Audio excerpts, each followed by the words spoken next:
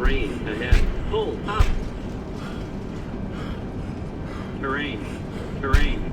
Terrain. Pull up. Terrain. Terrain. Terrain. Pull up. Terrain. Terrain. Terrain.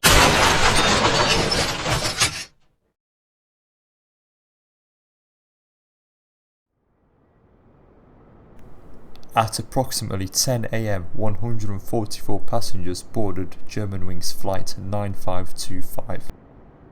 The flight originated in Barcelona and had a scheduled departure time of 10:35 in the morning.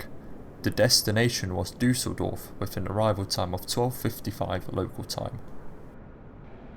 The aircraft was delivered to Lufthansa in 1991 before being transferred to Germanwings in January 2014. The aircraft was equipped with two CFM56 engines. The engines and the aircraft were in an airworthy condition. The captain had 6,763 flying hours. 3,881 were on the A320, of which 259 were as captain. He joined Germanwings as a captain in May 2014. Before that, he was a first officer at Lufthansa, where he flew the Airbus A330 and A340. The first officer had 919 flying hours, 540 of which were on the A320. He joined Germanwings in December 2013. At around 11 AM, Germanwings Flight 9525 received its takeoff clearance from air traffic control. The first officer would have been the pilot flying, whereas the captain would have been the pilot monitoring. The first officer would have been operating the flight controls for this flight.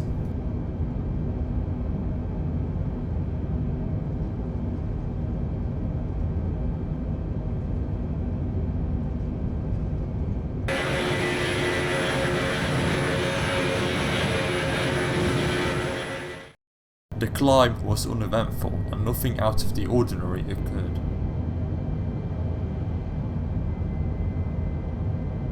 At approximately 11:27, the flight has reached their cruising altitude of 38,000 feet. At 11:30, the captain left the cockpit to use the toilet. At approximately 11:31, the plane started to descend after the altitude was set to 100 feet on the autopilot system. 3 minutes later, at 11:34, the captain tried to re-enter the cockpit by pressing the buzzer. He waited for the first officer to unlock the door, however, there was no response. The captain then tried to unlock the cockpit door by entering a code, but this did not work as the cockpit door was set to the lock setting. The captain then tried to call the first officer from the passenger cabin, but yet again there was no response. Loud bangs were then heard on the cockpit voice recorder.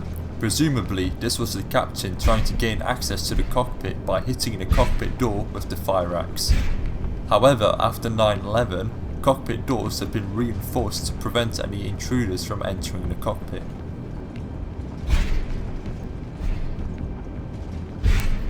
During this time, air traffic control as well as other nearby aircraft attempted to contact the plane. However, they received no response.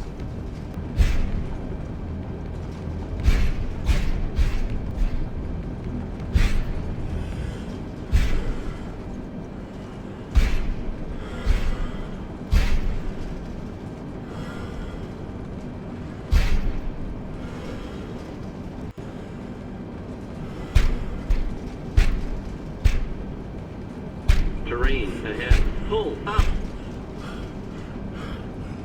Terrain. Terrain. Terrain. Pull up. Terrain. Terrain. Terrain. Pull up. Terrain. Terrain. Terrain.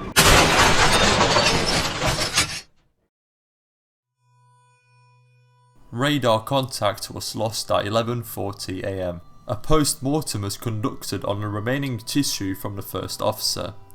The presence of citalopram and mirtazapine, which are two antidepressant medications, as well as of Zopiclone, which is a sleeping aid medication, were detected.